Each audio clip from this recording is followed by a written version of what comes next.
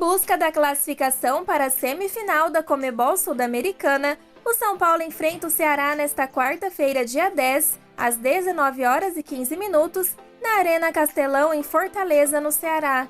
A partida terá transmissão da Conmebol TV. No primeiro duelo das quartas de final, o tricolor venceu por 1-0 diante de um público de mais de 52 mil pessoas no Morumbi. O gol do tricolor foi marcado por Nicão. Desta forma, qualquer empate ou vitória do São Paulo nesta quarta, dia 10, dão a classificação ao tricolor. Vitória do Ceará por 1 gol de diferença leva a decisão da vaga para os pênaltis. Com vitória por 2 gols ou mais de diferença, os donos da casa se classificam. Para o confronto da volta, o time de Rogério Ceni luta para manter a campanha positiva no torneio internacional. Até o momento, foram 9 jogos, somando 8 vitórias e um empate.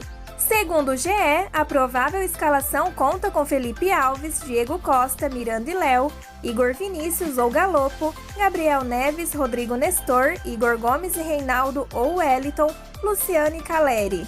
Estou confiante na classificação do São Paulo. Avançando de fase, o tricolor enfrentará o Atlético Goianiense, que eliminou o Nacional do Uruguai nas quartas ao vencer as 2 partidas.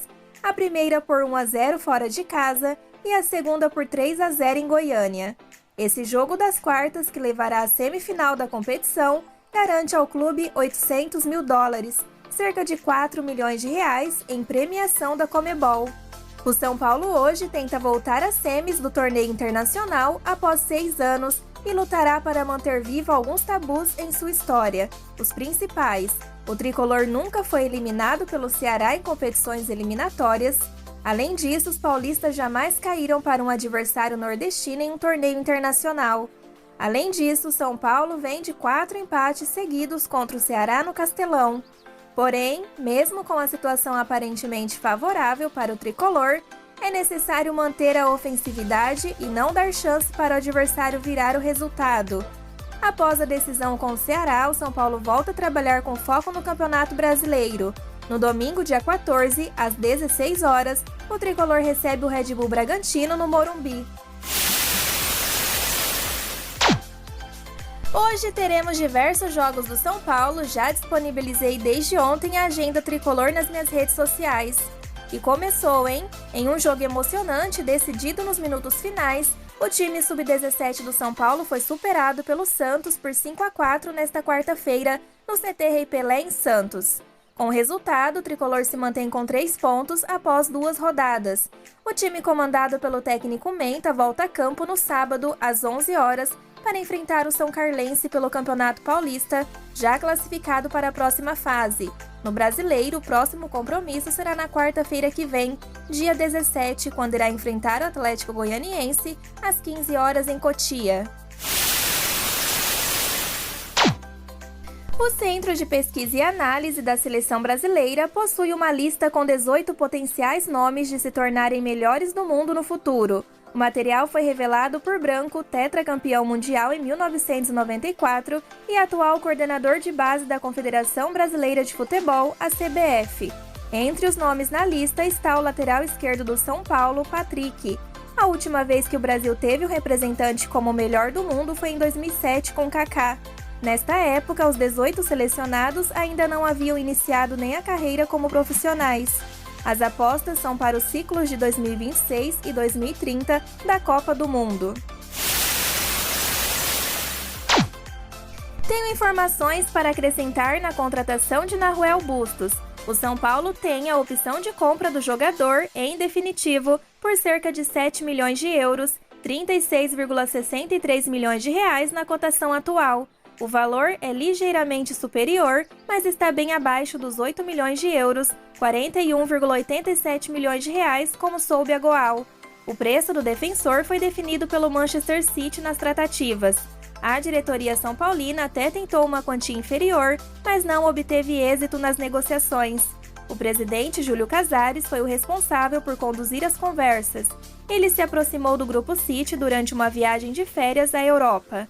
O zagueiro Nahuel Ferrarese é tratado como um jogador ainda mais promissor que o atacante Nahuel Bustos. Não à toa, o valor fixado do argentino é inferior. O São Paulo pode comprar 70% dos direitos econômicos do atleta de 24 anos por 6 milhões de euros, 31,40 milhões de reais. A negociação de Ferrarese se arrastou por mais tempo, justamente pela forma como o defensor venezuelano é visto nos bastidores. O time de Pep Guardiola e companhia acredita que ele pode voltar à Europa e render depois de um empréstimo na América do Sul. O zagueiro assinou com o São Paulo por empréstimo. O seu contrato com o clube se encerra em junho de 2023, mas há a possibilidade de exercer a compra dos direitos econômicos. Na temporada 2021-2022, Ferrarese defendeu o Estoril de Portugal por empréstimo. No período, fez 25 partidas, sendo 24 na condição de titular. Que história é essa de Rodrigo Caio retornar ao São Paulo? Um dos assuntos que ganharam os torcedores são paulinos nas redes sociais foi a possível rescisão de Rodrigo Caio com o Flamengo. Cria de Cotia, o zagueiro de 28 anos foi alçado ao time profissional do tricolor do Morumbi em 2011 e foi campeão da Copa São Paulo de Futebol Júnior em 2010 e da Copa Sul-Americana de 2012, ambos ao lado de outras grandes revelações como Lucas Moura e Casimiro. Parte da torcida ficou eufórica quando o assunto foi um possível retorno do zagueiro, mas Rodrigo Caio divide opiniões.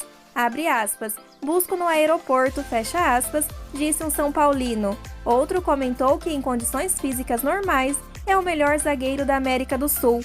Entretanto, tiveram os comentários contrários do tipo, abre aspas, só pode estar de brincadeira cogitar tal hipótese, fecha aspas. O jogador ainda teve uma saída conturbada do tricolor em 2018, quando foi ao Flamengo. E você, o que acha dessa possibilidade? Te agradaria ou não, amigo tricolor?